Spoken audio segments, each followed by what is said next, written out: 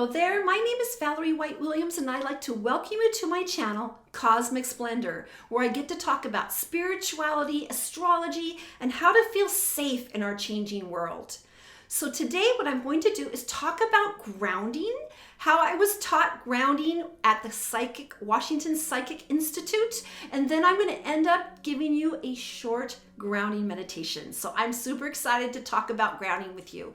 So when it comes to grounding, we think of grounding has many meanings. We think of the ground, which is the earth, but we're also looking at as energetic electrical beings because we have electricity in our body. We are sound, vibration, magnetics, energy, and electricity. There is electricity in the body. That's why when we go across a carpet, we get shocked. So just like all electrical devices, they need to ground into a grounding cord, electricity in the sky. That's where they strike a tree and it can cause fires, but people have grounding rods so that it'll go down into the ground. So we have to do likewise with our body. So there are other ways to ground. People talk about just thinking grounded thoughts, being in nature, putting your feet on the ground. Those are also really great ways, but we can't always be out in nature and put our feet on the ground because truthfully, we are energetic beings and we have our own grounding cord.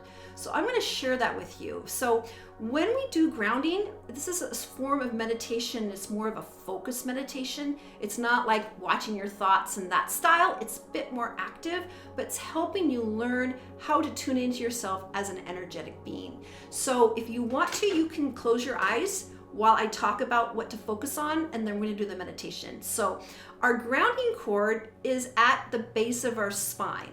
So we have the chakras, and I can talk about that another time. Lots of information about chakras right now. But basically, our grounding cord is at the root chakra, and there's an energetic cord that goes all the way down to the center of the earth. And that's what grounds us to this reality. We are spiritual beings. We are spiritual entities, but we are inhabiting our bodies, our skin suits, our massive energy. We are truly on an energetic level, balls of energy, where we have all this energy coming into our system and going out to our galactic support system. So the way we have ourselves here, we are here now on planet Earth in this time, is to ground. Because if we're not grounded, we're not in our body. Because here's the dichotomy. We feel like there's the body energy and it's really heavy and it's emotional. And then we have our spiritual energy, like it's a good fairy, but we're meant to have them together. That's the goal. We don't have to leave our body in dreamland to experience ourselves as a spiritual being. So grounding is one of the first steps to do that. So what you need to do is you can close your eyes, you can have your eyes open. I want you to get to the point of the bottom of your spine, and you're gonna think of it's like, I think a slinky going down to the earth, like a fishing line, something that's weight, like an anchor. So you're gonna think about using your breath, because breath is how we connect in our world. It's like the seam of our body and our spirit. So taking nice deep breaths deeply into the ribs, because I'm a voice teacher too, and it's similar to that. So we're going to use our breath to imagine creating an energy cord. So you're going to start it there, and you're going to allow it to unroll. You're going to feel it going all the way down to the center of the earth. It's going to go through your chair. It's going to go through the foundation of the house. It's going to go all the way down, deep, deep down, energetically going down into the center of the earth. And you're going to allow that connection to be clear between you and the earth. And then we can use our grounding to feel more secure in our body, and we can also use it for self-healing. So that's kind of what we're going to do. So right now I want to invite you to close your eyes, sit up tall. When we meditate and we do energetic work, it's really important that we are sitting upright because the energy flows better. If we're slouching or moving forward, things like that, we're not going to get that energetic freeway back and forth with our energetic self. So I invite you to sit down on a chair, have your feet flat on the floor. That's the way we were taught at the Washington Psychic Institute, so we can get our energy into our body. There are other styles of meditation where you have a different posture, but for this one, we're just going to do it sitting down. And so I want you to close your eyes.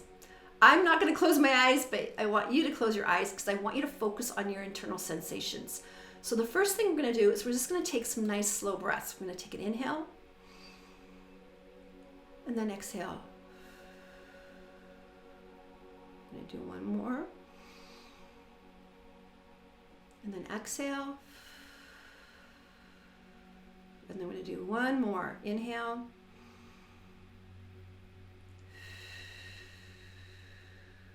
And sometimes just inhaling and exhale will kind of bring you into your body. So now what we're going to do is we're going to focus on that place at the base of the spine. So it's kind of, between the hips, and that's your first chakra. That's where you have that connection to this planetary system and in the body.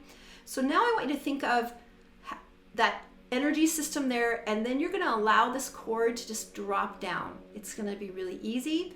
It's going to fall down to the center of the earth. You can imagine it as a string, as a chain, an elastic, anything that's going to go all the way down, and you're going to breathe it. Now, if you're having trouble, what you're going to do is you're going to use your breath to let go of your effort. Because sometimes you think, oh, I'm not doing it right. But I want you to think,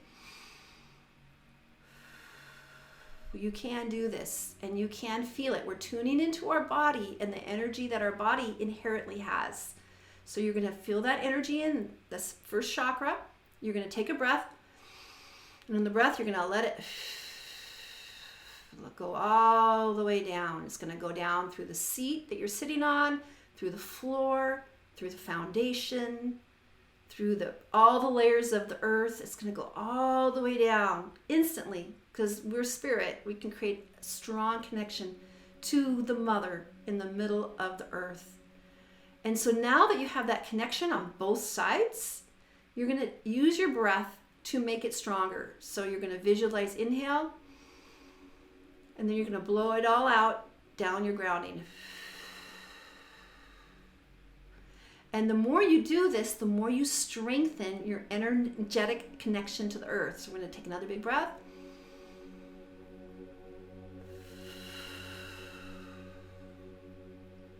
You can use your grounding cord to feel more connected to the earth. Like if you're doing something that's scary, or you're not comfortable, like you're going to do a speech, whether it's physical, you can focus on your grounding cord and be aware of that connection to Mother Earth, because it's really easy to pull it up, get really nervous, but we want to keep it connected.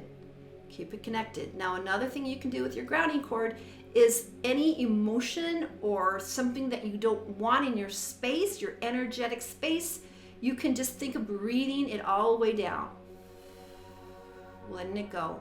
Because the Earth Mother can take all of it. They can take the pain, they can take the angst, they can take the emotion that's not feeling comfortable with you.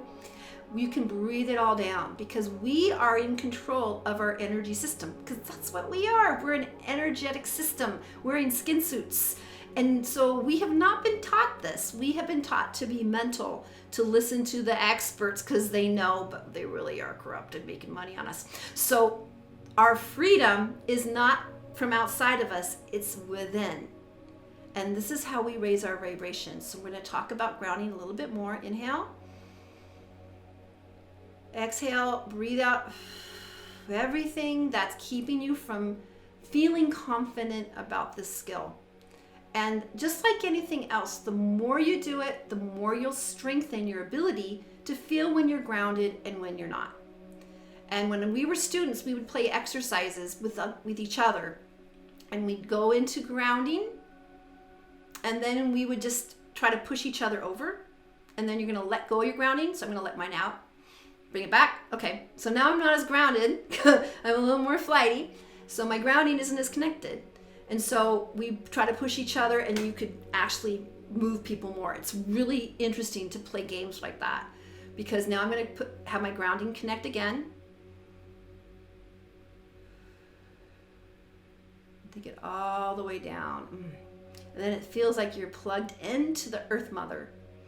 And yeah, I'm not faking it. My speech, I feel more grounded. Now, some misgivings about grounding. Sometimes people feel like they're too grounded, they can't be creative, or you need to be flighty to kind of get stuff done or be creative. It's not true. You can be grounded in your body because it's your spacesuit, and also be creative. In fact, sometimes that grounding gives you the safety to take a look at things that you need to let go of, because we have a lot of purifying to do in our bodies to allow spirit to shine brightly.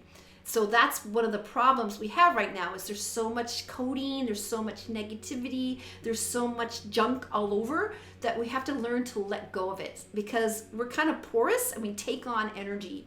So grounding, think of letting go of anything from your day,